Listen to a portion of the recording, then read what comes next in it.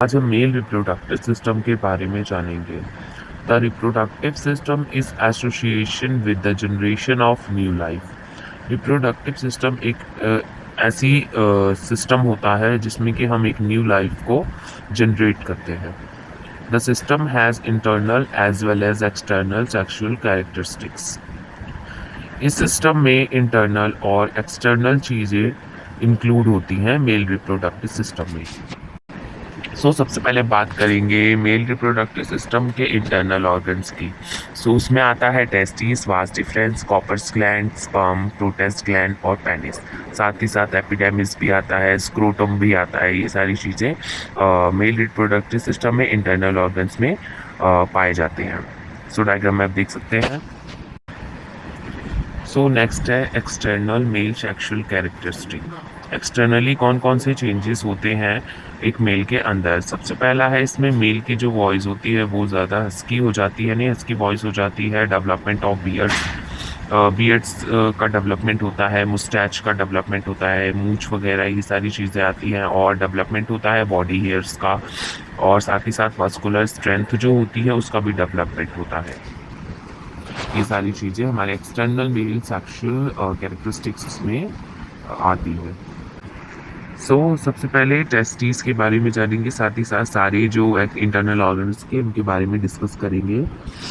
जो टेस्टिस होता है रिस्पॉन्सिबल होता है फॉर्मेशन ऑफ स्पर्म और रिलीजिंग ऑफ टेस्टोस्टेरोन। ठीक है, जो टेस्टिस होता है वो क्या काम करता है, ये स्पर्म का क्या करता है, फॉर्मेशन करता है और रिलीज करता है टेस्टोस्टेरोन को। The sperm release from testes passes through the vas deferens। Next आ जाता है हमारा vas deferens। vas deferens क्या होता है, जब टेस्टिस क्या करता है, स्पर्म को रिलीज करता है, तो जो स्पर्म होता है वो कहाँ जाता है, वो vas deferens के थ्रू कहाँ पे जाता है, ट्रैवलिंग करता है। उसके बाद फिर जब वो ट्रैवलिंग करता है स्पर्म, तो उसको क्या चाहिए होता है, न्यूट्रिशंस चाहिए होता है। न्यूट्रिशन चाहिए होता है तो वो न्यूट्रिशन कहाँ से प्रोवाइड होता है, उसे मिलता है न्यूट्रिशन कॉपर्स ग्लैंड और प्रोटेस्ट ग्लैंड से। ठीक है, जो टेस्टिस होता है मेनली ये क्या करता है, फॉर्मेशन करता है स्पर्म का और रिलीज करता है टेस्टोस्टेरोन को। ठीक है, उसके बाद जो स्पर्म होता है वो रिलीज होने के बाद जाता है वास डिफरेंस के थ्रू, कहाँ जाता है, ट्रैवलिंग करता है। ठीक है, जो स्पर्म है वो ट्रैवलिंग करता है वास डिफरेंस के थ्रू, और उस ट्रैवलिंग के दौरान उसे क्या चाहिए होता है, न्यूट्रिशन चाहिए होता है, यानी पोषक तत्व भी उसे चाहिए होता है। तो वो कहाँ से मिलता है, कॉपर्स ग्लैंड और प्रोटेस्ट ग्लैंड से। डायग्राम में आप देख सकते हैं कॉपर्स ग्लैंड कहाँ प्रेजेंट है और प्रोटेस्ट ग्लैंड कहाँ प्रेजेंट है।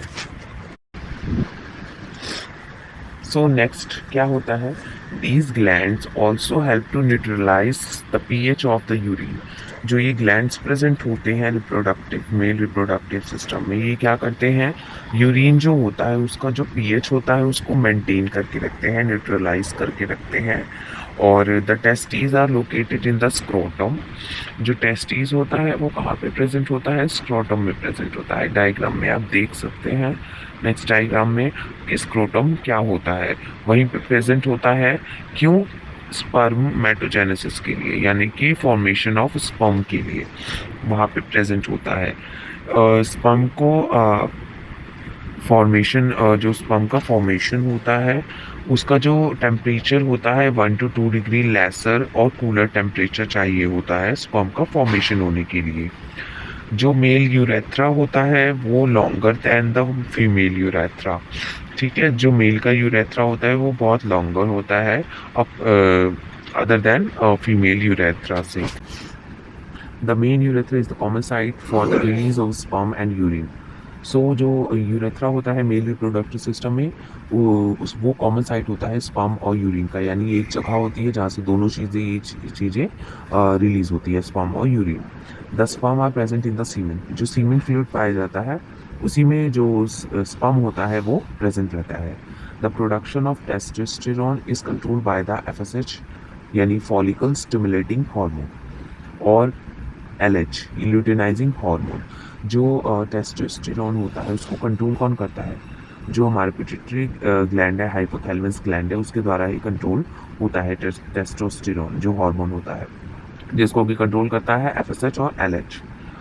The foreskin of penis is called the prepuce, ठीक है। जो पेनिस है उसको ये भी बोलते हैं।